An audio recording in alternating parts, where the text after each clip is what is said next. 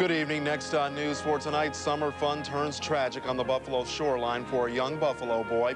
Hurricane Marilyn wipes out the island of St. Thomas, and remembering former Bills great Bobby Chandler. Your News 4 Tonight begins right now.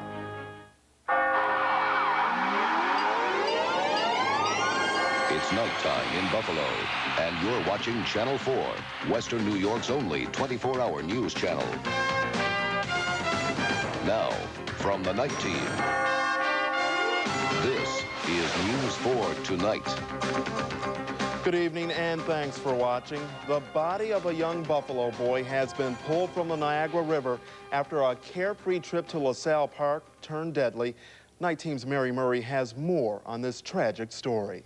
The body of 7-year-old drowning victim Jason Vallone of West Delavan Avenue was recovered around 5 o'clock this afternoon. He had been in the water for nearly 24 hours before officials, including the Buffalo Police Underwater Recovery Team, the Coast Guard, and Erie County Sheriff's Air 1, spotted him. He loves water, he loves swimming, but he won't come by himself.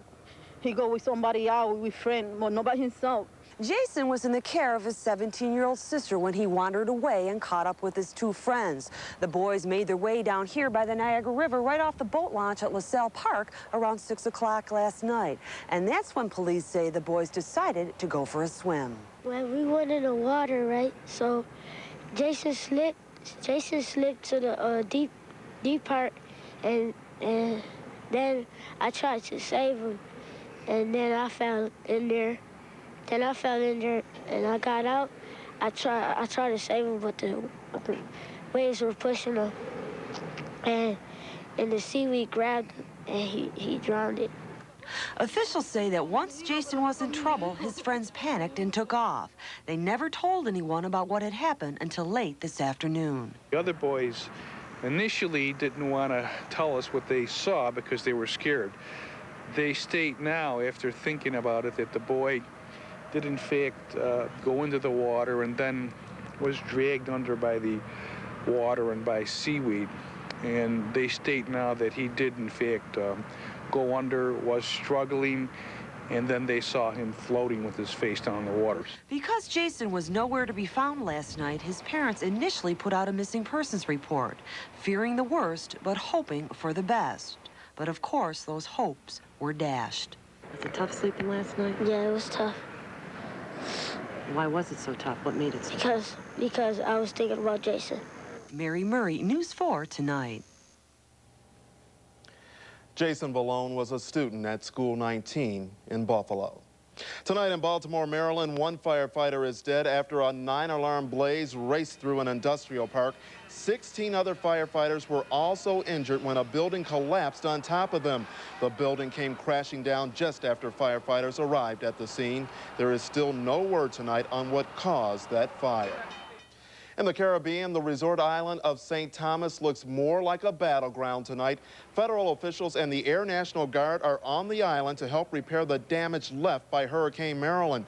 At least 7 people have died as a result of the hurricane. 80% of the island was damaged or destroyed. Military planes have flown in tents, water, and other supplies, and the military is also expected to fly out stranded tourists. Maryland is not expected to threaten Bermuda or the U.S. mainland. Typhoon Oscar is bearing down on Tokyo, Japan, with winds up to 110 miles per hour and heavy rains. Oscar is one of the worst storms to hit Japan in 50 years. The typhoon is blamed for a bus accident that killed 1 person and injured 28 others. In other parts of Japan, high waves crashed into coastal towns and villages. A Cheektowaga mother is dead tonight, a month after her son was murdered in her home. Darlene Lysiak was shot and her 2-year-old son was murdered during a domestic dispute in this Cheektowaga home last month. Lysiak died today after being in a coma for nearly 1 month.